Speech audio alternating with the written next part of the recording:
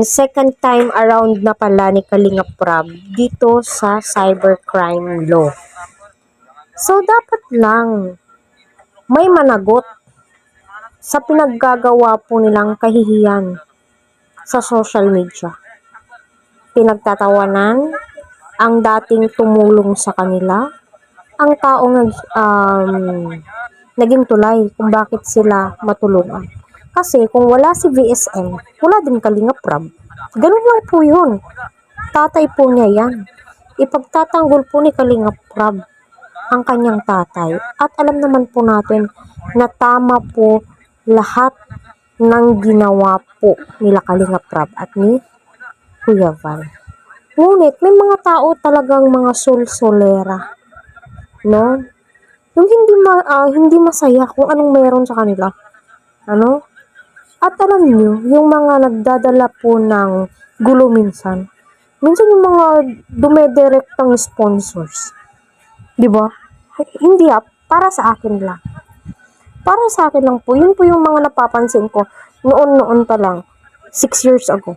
Or sabihin natin, 2 years ago. Kasi, syempre, Lola Damiana, andito na po tayo eh. Itong channel na to, Lola Damiana, Nanay Million, Lola Ligaya, madami na pong pinagdaanan tong channel na to eh. No? So, dapat lang, this time, may managot. Hindi sabihin ng content lang. Oh my God, ginawang katatawanan ng kalingap. No? Napahiya sa buong mundo.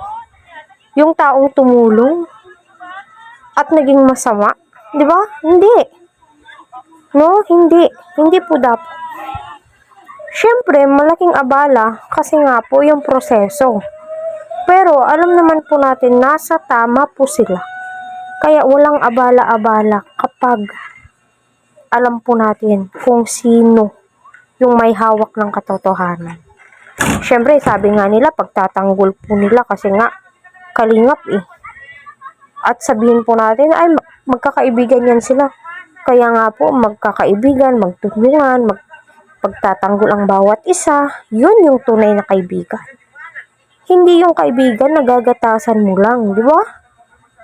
Diyan mo masasabi kung hanggang saan ang iyong kaibigan. Through ups and down, andyan sila sa likod mo. No? Madami nga pong naririnig sa Kalinga Prab na mga isunusumbong ng kanyang mga angels, mga kasamahan niya sa kanya. Abala po talaga yun. Ano? Minsan, no, yung kabaitan po natin, iset aside po natin. For me lang kailangan po natin iset aside kasi aabusuhin po. Madaming abusado sa panahon ngayon.